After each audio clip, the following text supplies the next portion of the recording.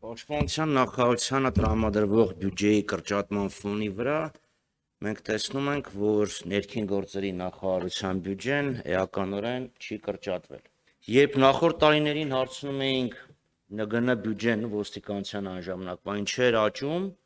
պատասխանն էր, որ աճի հիմնականում պայմանավորված է բարեկային ծառայության ներդրման հետ, մեքենաներ, համազգեստներ, թանկ-զենք ու ավելի թանկ, քան Մակարովը համենայն դեպս։ Հիմա բարեկային ծառայությունը ոնց որ թե արդեն ստեղծված է, մեքենաները կան, համազգեստը կա, զենքը կա։ Հետևաբար պետք է ենթադրել, որ կրճատում պետք է լիներ, բայց մենք այդ 2-3 միլիարդի տարբերությունը էլ եմ ասում, մի քանի տոկոս նախորդ օրենքով, ինչու եք պայմանավորումը հանենք, լավ, նախորդ օրենքով ոստիկանության գվարդիան կարող է ներգրավել սահմանների պաշտպանությանը, գվարդիան չէ, ոստիկանության զորքեր։ Հիմա դա անվել է։ Հետևաբար պետք է ենթադրել, որ բյուջեն պետք է կրճատվեր, որտեղ մի էական գործառույթ դուրս է եկել։ Բայց ինձ հետաքրքիր է, այդ գործառույթի իրականացման համար, որը պետք է իրականացնի ազգային գվարդիան,